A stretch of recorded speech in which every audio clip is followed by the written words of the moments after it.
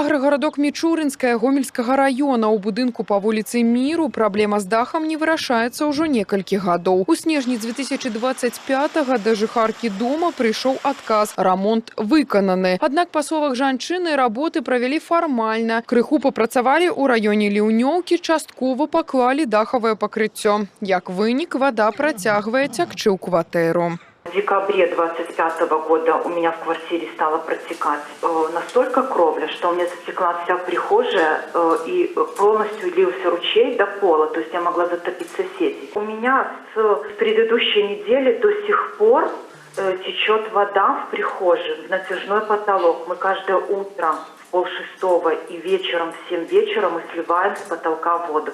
Аналагічная сітуацыя ў жыхаркі Жыткавіча, шматпавярхоўка па вуліцы Сацыялістычнай ператварылася ў сапраўдны вадаспад. Больш усяго не пашанцавала шматдзетнай маці з 5-го паверха. Па яе словах, пасля дажджу дзіцячы пакой запаўняецца вадой, прыходзіцца нават перастаўляць мэблю. Сказали, у них нет мастики, залепить крышу.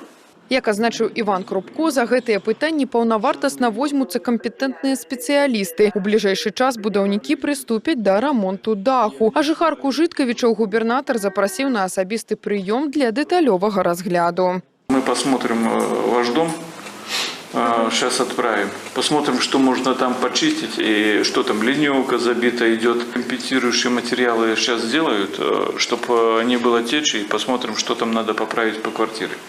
А дальше вот немножко пусть где-то может намерзшая крыша, где-то может быть другие моменты. И в первую очередь по вашей крыше примем решение, что по ней делать.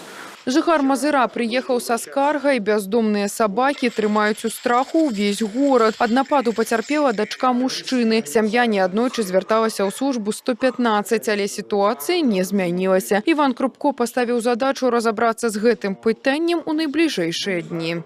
Собаки бегают недалеко от школы, будут приняты все возможные меры, в кратчайшие сроки будут отловлены все безнадзорные. Если там вдруг, конечно, окажется животное в чьей-то собственности, естественно, будет возвращено хозяину, будет проведена с ним работа. Нацелены службы жилищно-коммунального хозяйства по отлову безнадзорных животных по всей территории области. Данный вопрос поставлен на контроль у руководства области.